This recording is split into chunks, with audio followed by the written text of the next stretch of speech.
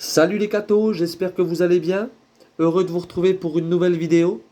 Voilà, avant de commencer les cathos, n'hésitez pas à mettre un petit pouce bleu si la vidéo vous a plu. N'hésitez pas à la partager. Et n'hésitez pas à vous abonner pour ceux qui ne l'ont pas encore fait pour recevoir les prochaines vidéos. Merci. Voilà les cathos, aujourd'hui, notre vidéo va être sur la fête de la Toussaint, qui, je vous le rappelle, a lieu ce lundi 1er novembre 2021. Et je vous fais cette vidéo par rapport à une question que j'ai eue cet après-midi, une conversation, où on me demandait si la fête de la Toussaint était la fête des morts. Alors, voilà, donc aujourd'hui, je vais essayer de vous expliquer assez simplement ce qu'est la fête de la Toussaint. Alors, non, la Toussaint n'est pas la fête des morts. La Toussaint est justement le contraire, c'est la fête des bien vivants, je dirais. C'est la fête des gens qui sont auprès de Dieu aujourd'hui. Je vous rappelle qu'un saint est une personne aujourd'hui qui est auprès de Dieu. Et cette personne est plus vivante que jamais. Cette personne est dans la vision béatifique. Un saint, c'est une personne qui, pour le reste de l'éternité, pour l'éternité tout entière, est auprès de Dieu, le voit tel qu'il est. Donc, on ne peut pas dire que cette personne-là est morte. Cette personne-là qui est auprès de Dieu est bien plus vivante que nous qui sont encore sur cette terre. Donc, est-ce que la Toussaint est la fête des morts? Je vous dirais que non. C'est la fête des gens qui sont dans la béatitude totale. Voilà. Donc, la Toussaint, c'est la fête de tous les saints. Donc, quand on dit tous les saints, c'est-à-dire les saints canonisés. Donc les saints canonisés, ce qui veut dire que c'est les saints que nous sommes sûrs qu'ils sont au paradis, qu'ils sont auprès de Dieu. Comme Sainte Thérèse de l'Enfant Jésus, Sainte Marie, Saint Jean Chrysostome, Saint Thomas d'Aquin, Saint Pierre, etc. Je pourrais vous en citer plein d'autres. Voilà, ce sont des saints d'où qu'il y a eu plein de miracles qui ont été reconnus par leur intercession. Vous voyez, voilà pourquoi qu'il y a un moment, après un long processus d'enquête de l'Église catholique, on peut dire que ces gens-là sont saints.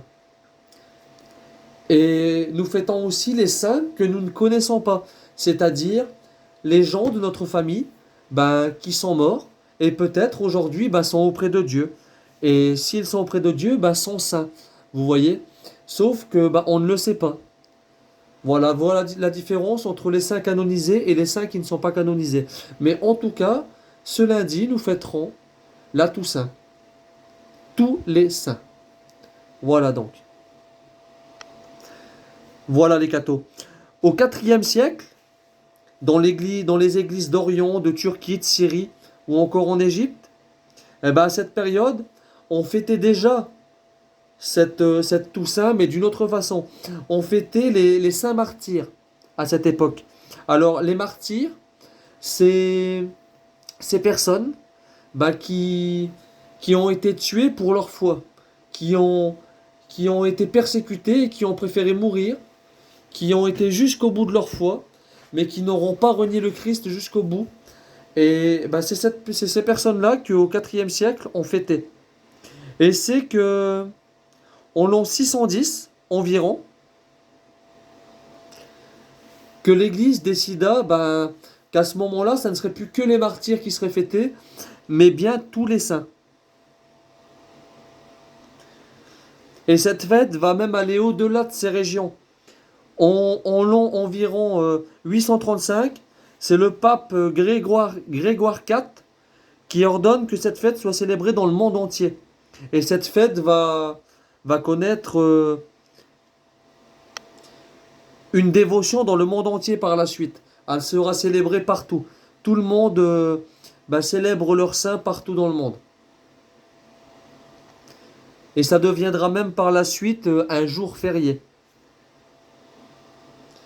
Voilà, et pour ceux qui se demandent la fête des morts alors, justement c'est le lendemain de cette Toussaint. La fête des morts c'est le 2 novembre.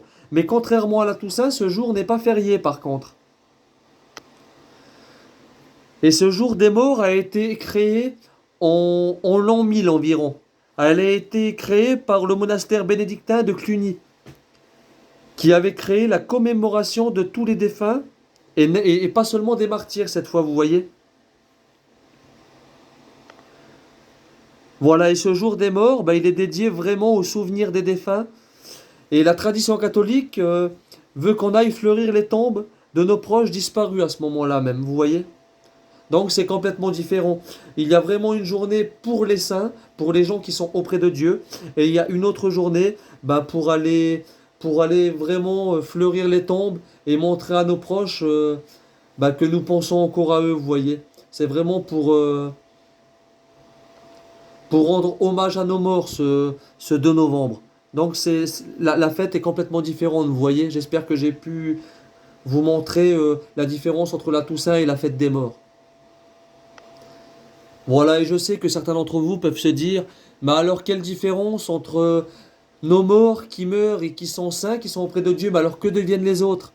Eh bien, les autres, on pourrait dire que cette fête des morts est aussi, dans son sens profond, pour aller plus loin, ce 2 novembre, ça serait vraiment une journée de recueil pour la prière pour nos défunts, vous voyez. Pourquoi? Parce que nos défunts sont peut-être bloqués dans ce qu'on pourrait appeler le purgatoire.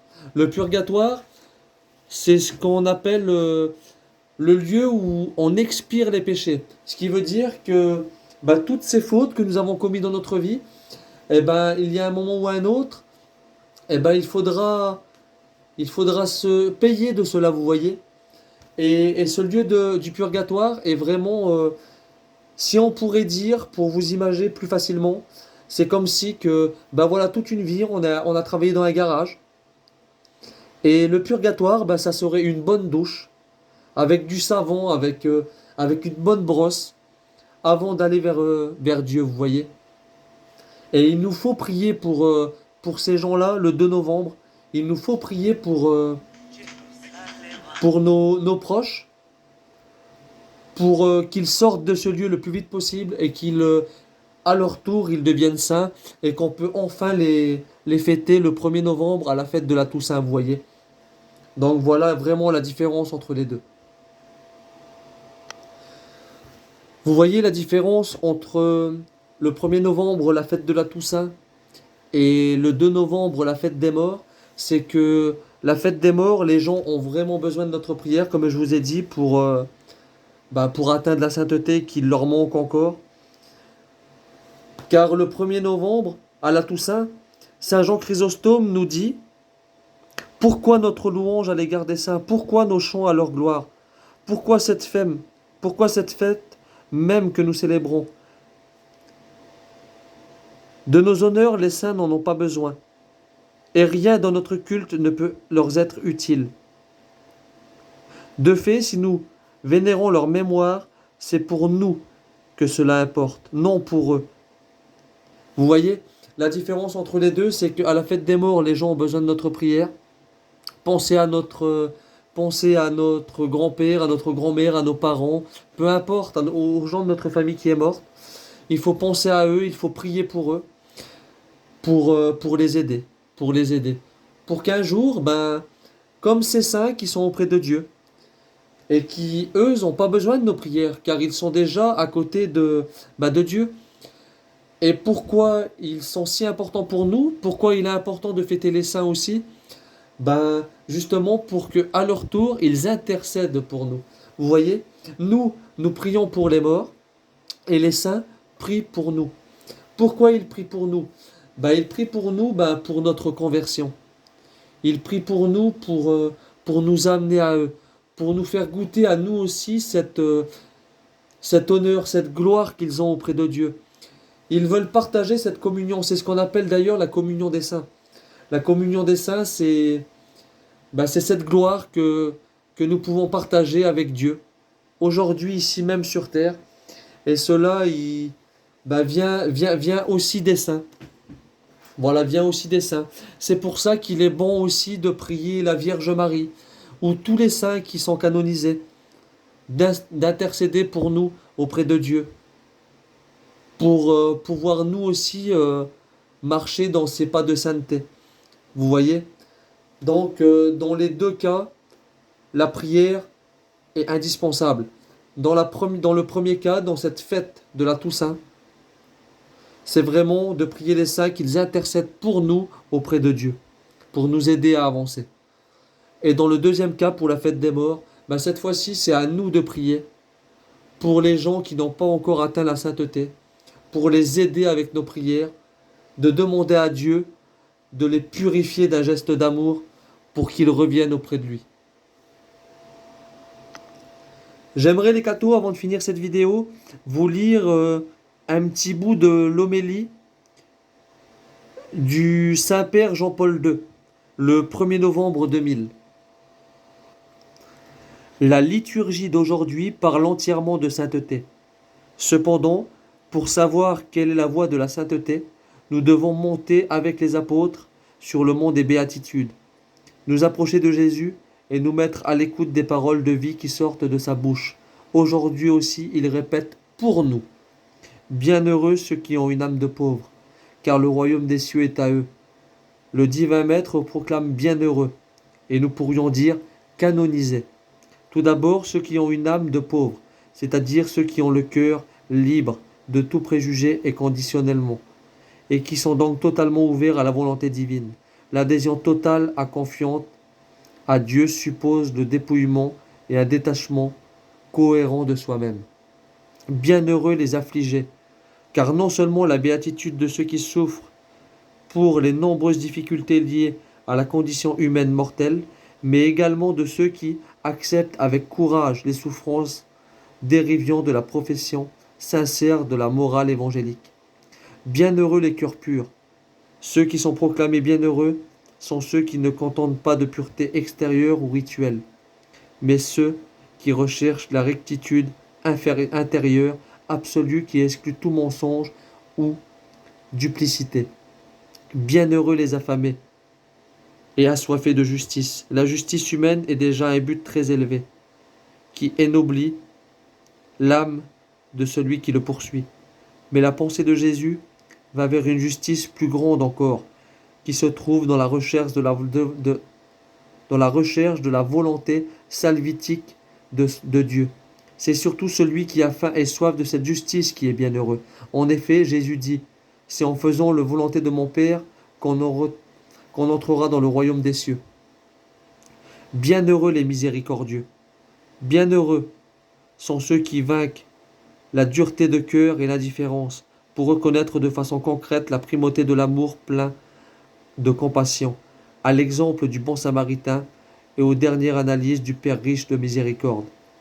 Bienheureux les artisans de paix, la paix synthèse des biens messianiques et une tâche exigeante dans un monde qui présente de terribles antagonismes et tant d'obstacles. Il faut promouvoir une coexistence fraternelle inspirée par l'amour et le partage, en surmontant les intimités et les oppositions. Bienheureux ceux qui s'engagent dans cette noble entreprise.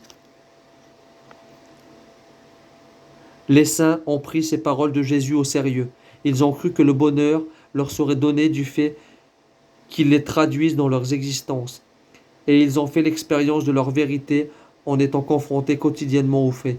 Malgré les épreuves, les périodes sombres, des difficultés, les échecs, ils ont goûté ici-bas la joie profonde de la communauté avec le Christ. En lui, ils ont découvert présent dans le temps la germe initiale de la gloire future du royaume de Dieu. C'est ce que découvrit en particulier la très sainte Vierge Marie, qui vécut une communion unique avec le Verbe incarné, en se confiant sans réserve à son dessein salvatique.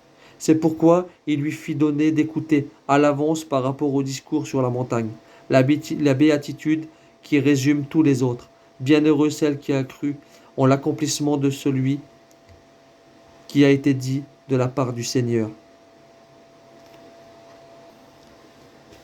Voilà les cathos.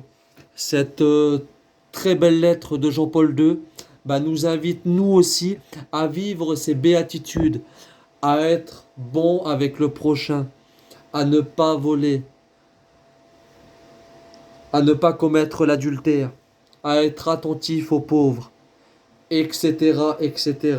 La marche vers la sainteté passe d'abord ici, tout de suite, dans notre vie. Pas après, pas demain, pas hier. Aujourd'hui, nous pouvons commencer à marcher sur ces pas de sainteté. Aujourd'hui, nous pouvons commencer à prier pour nos défunts qui sont morts et qui ne sont peut-être pas encore arrivés auprès de Dieu. Aidons-les à sortir de ce purgatoire et à aller contempler le Dieu vivant dans sa vision béatifique. Et prions les saints, prions la très sainte Vierge Marie de nous aider, de nous montrer le chemin, elle qui a su faire par excellence, elle qui a su marcher divinement derrière le Christ. Demandons-lui de nous donner la main et de nous accompagner, nous aussi, vers cette marche de sainteté, pour aller nous aussi un jour voir le Christ face à face, celui qui nous attend depuis le commencement. Voilà les cathos, j'espère que cette vidéo vous a plu. J'espère que vous avez réussi à comprendre l'importance de la Toussaint, l'importance du 2 novembre, la fête des morts, et l'importance de nous, aujourd'hui, dans notre vie, de marcher d'abord vers cette mort, qui représente le 2 novembre. Oui, nous aussi, le 2 novembre, nous serons associés à ces morts.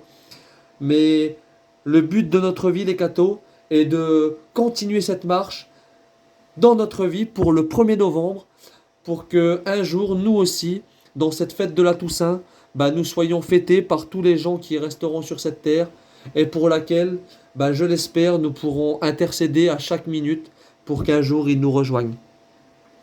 Voilà, que Dieu vous bénisse, et à plus les cathos.